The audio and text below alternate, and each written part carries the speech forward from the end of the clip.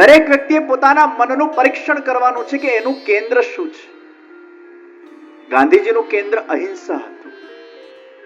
એ ડગલે ને પગલે અહિંસાનો વિચાર કરતા. નવરા બેસો તોય અહિંસાનો વિચાર કરે. એના અંદર બીજો વિચાર જ ના આવે. એ ક્યારે હિંસક વિચાર કરી જ ન શકે. એનું કેન્દ્ર અહિંસા છે. એકવાર ગાંધીજી જ્યારે રોજ સવારે ઉઠતા અને ગરમ પાણી એમાં લીંબુ ને મધ નાખીને પીતા. બધાએ પીવું જોઈએ. સવારે ઉઠીને ગરમ પાણીમાં લીંબુ મધ, એટલે વિટામિન સી મળી જાય. Honey is good for health. અને ગરમ પાણી તો આમે ચરબી ઘટાડે. ચરબી ઘટાડવા માટે શ્રેષ્ઠ ગરમ પાણી, ચરબી વધારવા માટે શ્રેષ્ઠ ઠંડુ પાણી. ઘણા લોકો એટલી બધી ડાયટિંગ કરે, એટલું બધું એક્સરસાઇઝ કરે, એટલી બધી મહેનત કરે, પણ ઠંડુ છોડી શકતા નથી. ઠંડુ ન છોડે એટલે ચરબી વધ્યા જ કરે. તો જેને ખરેખર ચરબી ઘટાડવી છે એને નિત્ય ગરમ પાણીનું સેવન કરવું જોઈએ. અક્ષીર છે ચરબી ઘટાડવા માટે ગરમ પાણી, અને તમારા વેટને મેન્ટેન કરે છે. જ્યાં ઠંડુ પાણી આવ્યું એટલે ચરબીના થરને વિશિષ્ટ રૂપે જામવા દેશે. ખાતી વખતે મધ્યમાં પાણી છે આપણા ત્યાં. પ્રાણાય સ્વાહા, પાનાય સ્વાહા, વ્યાનાય સ્વાહા, ઉદાનાય સ્વાહા, સમાનાય સ્વાહા. મધ્યે પાણીયમ, મધ્યમાં પાણી. એ બે ઘૂંટડા પાણી. પછી પાછા પુનઃ પ્રાણાય સ્વાહા, પાનાય સ્વાહા, વ્યાનાય સ્વાહા, ઉદાનાય સ્વાહા. મધ્યમાં પાણી. ઘણા લોકો બોટલ લઈ જ બેસતા હોય, એટલું સ્પાઈસી ખા કરે, આખી બોટલ ખાલી કરી નાખે. હવે તમે ખાવાના સાથે આટલી બધી બોટલ પાણી પી જાઓ એટલે પછી એ ચરબીનો થર જામે, જઠરાગ્નિને શાંત પાડી દે. બહુ પાણી પીવાથી અગ્નિ શાંત થઈ જાય એટલે પછી જે ખાઓ એ પચે જ નહીં. એટલે પછી તમારા અંદરની અવ્યવસ્થાઓ ઊભી કરે. તો ભોજન વખતે ઓછું જળ, ભોજનના 1 કલાક પછી તમે પાણી પીઓ. પણ ભોજન વખતે જો બાટલા બાટલા ઉતારી જશો, આ રીતે જ મોટાપો વધે, આ રીતે જ ઉદરનો વિકાસ થાય, આ રીતે જ વ્યક્તિ વિશિષ્ટ રૂપે સમૃદ્ધ બને શારીરિક રીતે. ગરમ પાણી. ગાંધીજી ગરમ પાણી, એ વરાળ નીકળતી એમાં. તો એકવાર પેલા એમના કોઈક સેવકે ઢાંક્યું નહોતું અને ખુલ્લી વરાળ નીકળતી હતી. 5-10 મિનિટ પાણી ખુલ્લું હશે. ગાંધીજી ખખડાવ્યો પેલાને, કેમ ભાઈ ખુલ્લું કેમ મૂક્યું? એટલે સેવકને એવું લાગ્યું કે ખુલ્લું મૂકવાથી પેલા અંદર કચરા વચરા પડી જાય. એટલે ગાંધીજી કહેતા હશે, આ મારી ભૂલ થઈ ગઈ, મને યાદ નહીં રહ્યું, આપની વાત સાચી જ, ખુલ્લું ન રાખવું જોઈએ, ખુલ્લું રાખીએ તો કચરો વચરો પડી જાય. ગાંધીજી કે ના, મારો કહેવાનો તાત્પર્ય એ નહોતો, કચરો પડે ઠીક છે, પણ ખુલ્લું તે રાખ્યું ને એની જે વરાળ નીકળતી હતી એમાં વાતાવરણના કેટલા કીટાણુઓને નુકસાન પહોંચ્યું, એટલે ખુલ્લું નહોતું રાખવાનું. આ અહિંસક વિચાર. वो 10 मिनट भी वो खुला रहा, उसमें किसी को नुकसान पहुंचे અને કોઈને જરાય નુકસાન ન પહોંચે, આવી વિચારધારા એકલા શરીરથી નહીં પણ વાણીના માધ્યમથી પણ, મનના માધ્યમથી પણ, તમારા સ્વરૂપના માધ્યમથી પણ કોઈને નુકસાન ન પહોંચે, આવી વિચારધારા એ અહિંસક વિચારધારા, એ એમનું કેન્દ્ર. રવિન્દ્રનાથ ટેગોરનું સૌંદર્ય કેન્દ્ર હતું. એ સુંદર વસ્તુના પૂજારી. કોઈ પણ સારી વસ્તુ હોય એને ગમે.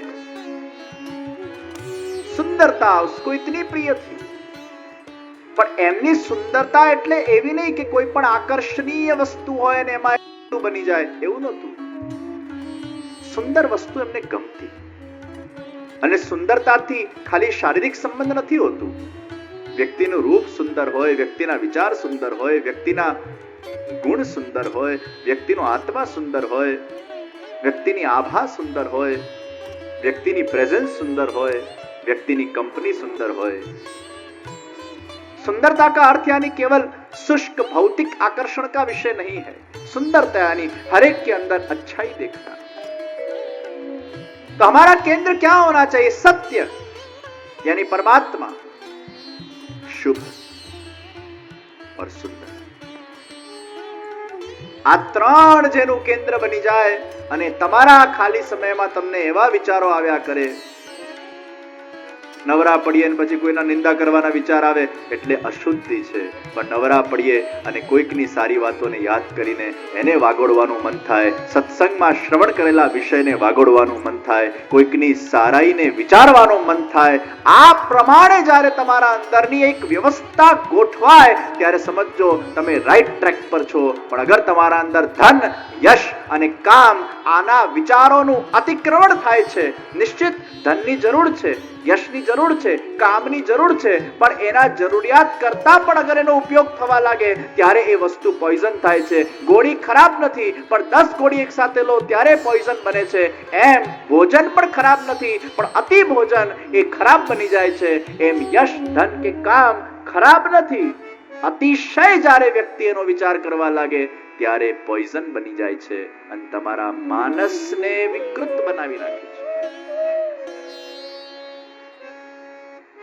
તમારી દૃષ્ટિ સત્ય, શુભ और સુંદર તરફ દરેક જગ્યાએ સારું જોઈએ. હું નિશ્ચિત માનું કે આપણા મનમાં વેસ્ટ આવે ના આવે એવું નથી. આપણે હ્યુમન બીંગ્સ છીએ. આપણા સાથે કોઈ ખોટું કરે પછી આપણે ચૂપ બેઠા રહીએ એવું બને, અને એના માટે સારો જ વિચાર કરીએ એવું બને, એવું ન થાય. કોઈ આપણા સાથે દગો કરે, કોઈ આપણું અપમાન કરે, કોઈ આપણા સાથે ખોટું કરે, કોઈ આપણો વિશ્વાસઘાત કરે તો આપણે હ્યુમન બીંગ છે, આપણને ગુસ્સો આવે, આ વગર રહે નહીં.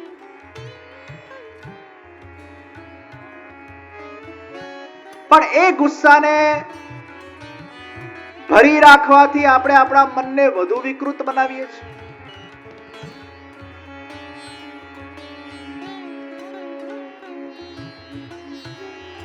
બોડીમાં જેમ વેસ્ટ હોય મનમાં વેસ્ટ હોય, એને કાઢવું તો પડે જ.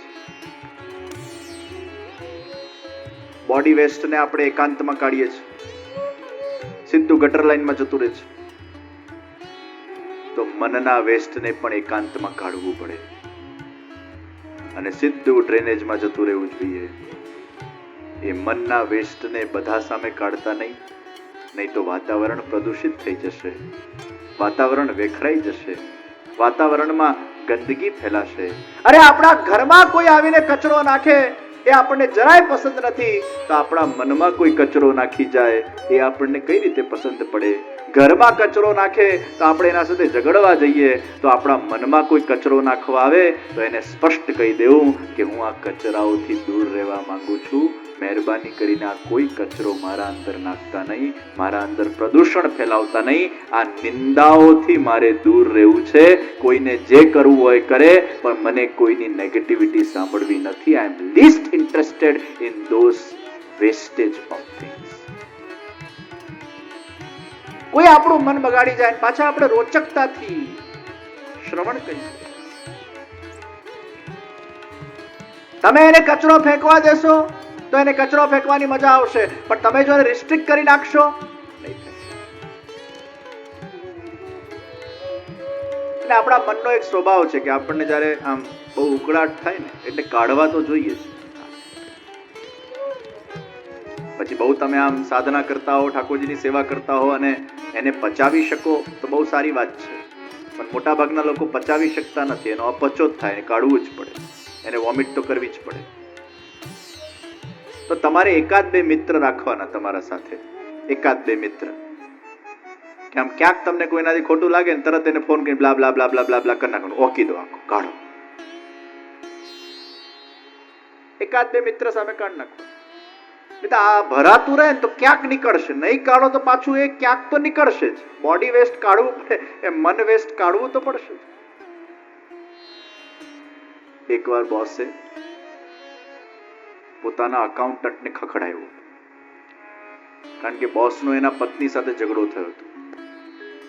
એટલે પત્નીનો ગુસ્સો બોસે અકાઉન્ટન્ટને કાઢ્યો. અકાઉન્ટન્ટ ગુસ્સે થયો, એને ગુસ્સો કાઢ્યો એના પિયુન પર. પિયુન ગુસ્સામાં આવ્યો, પિયુને ગુસ્સો કાઢ્યો ઘરે જઈને પોતાની પત્ની પર. એ પત્નીએ ગુસ્સો કાઢ્યો નાના બાળક પર. નાના બાળકને ગુસ્સો આવ્યો, એને એક બોલ લીધો અને સામેવાળાના બારીનો કાચ ફોડ્યો. વિચાર કરો, બોસના પતિનો ગુસ્સો નીકળ્યો સામેવાળાની બારીને ફોડી. कहाँ का गुस्सा कौन से गटर लाइन में कहाँ निकलना चाहिए था, वो कौन सी लाइन में पहुंचे. હવે ગુસ્સો નહીં કાઢો તો ક્યાંક નીકળશે, એને કાઢવો તો પડશે જ. એ બાયોલોજિકલ એક પ્રક્રિયા છે. તો તમારે યા તો પચાવતા એને શીખવું જોઈએ, અને યા ન પચે તો પછી તમારા એકાદ બે અંગત મિત્ર કે જે તમને સમજે અને તમે એને સમજો, જેના સામે તમે બધી વસ્તુ કહી શકો, શેર કરી શકો. એકાદ મિત્ર એવો રાખવાનો કે તમારા મનમાં કોઈના પણ માટે ગુસ્સો આવ્યો હોય ને ઠાલવી. પણ એ મિત્ર એવો હોવો જોઈએ કે સીધો ડ્રેનેજ લાઈનમાં જતું રહેવું જોઈએ, એને પચાવી શકે. પછી એ પાછો 10 જગ્યાએ જો કેતો ફરે તો તમે પ્રદૂષણ વધારે ફેલાવ્યું. આ નિંદા કરવા વાળા લોકોને મારે કહેવું છે કે બોડી વેસ્ટ ને આપણે જાહેરમાં નથી કાઢતા તો મનના વેસ્ટ ને પણ જાહેરમાં કાઢવું જોઈએ નહીં. એ વાતાવરણને દુર્ગંધિત કરે છે. એને એકાંતમાં કાઢો. આપણું મન છે એને શુદ્ધ તો રાખવું જ પડશે. તો નકારાત્મક વિષયોમાં આપણી રુચિ ક્ષીણ બને અને ત્યારે જ જઈને આપણું અંતઃકરણ શુદ્ધ બનશે. આ નિંદાઓમાં, ઈર્ષામાં, દ્વેષમાં, ભલે આપણા સાથે કોઈ ખોટું કર્યું હોય, આપણને ગુસ્સો આવે, પણ છતાંય આપણે એને સ્વીકારીને એને અન્ડરસ્ટેન્ડ કરીએ, એને એના રીતે લડત આપીએ.